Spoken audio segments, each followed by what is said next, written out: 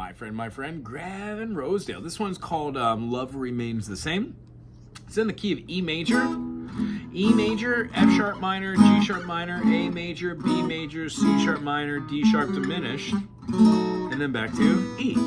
This one, however, being in the key of E, is played through the eyes of D major, meaning they play with a capo. So the capo phrasing looks like this. You would take this, put it on the second fret, make sure it's right in the middle or back towards the front of the bar, depending on what intonation you want.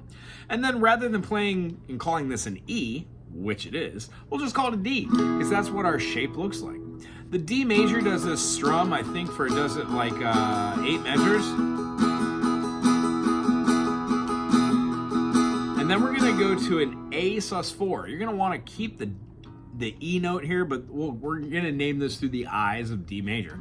When we play an A major, but we keep that note there, it makes an A sus4, which holds out the chord, and then keeping that finger there and playing a G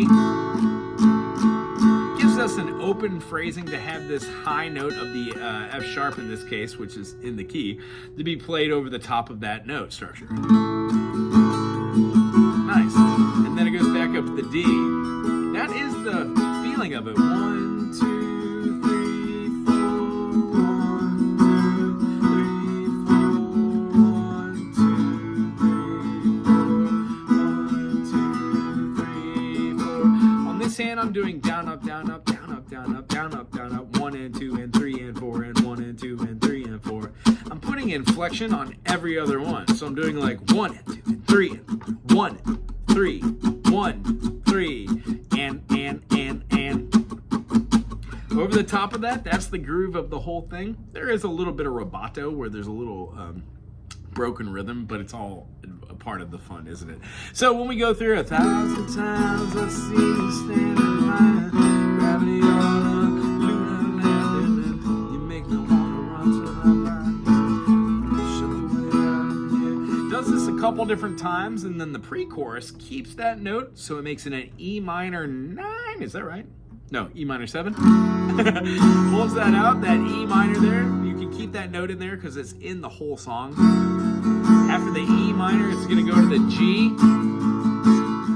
Nice. And then to the D. To an A. To an E minor. To a G. Back to our D. It does that over and over again. The D major, it goes now to an A, no A sus, just the natural triad. Then we have our E minor, nice. And then the E minor is gonna go back to the G. The last time through on the chorus, we have a D, we take a finger off, the middle finger, which opens up the open string for a D2, or a D sus2, or a D9, depending on D9, depending on how you wanna call it.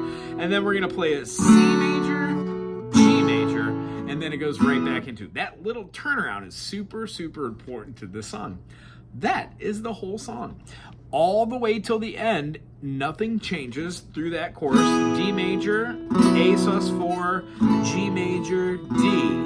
The pre-chorus has the E minor to the G, and then it plays the D to the A major, E minor, G. 1 chord, 5 chord, 2 chord, 4 chord.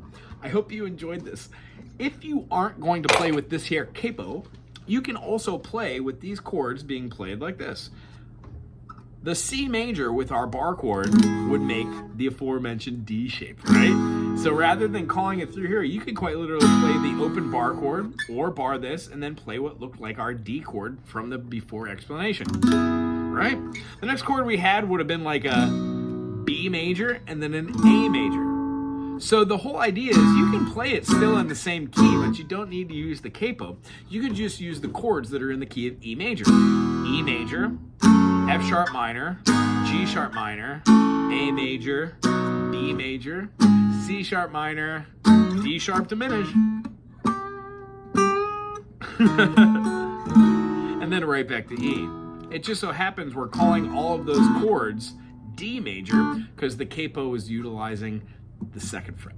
Anyway, I hope you had a great time today, as much as I did. Thumbs up, subscribe, put some awesome possum in the comment section, and we'll see you soon.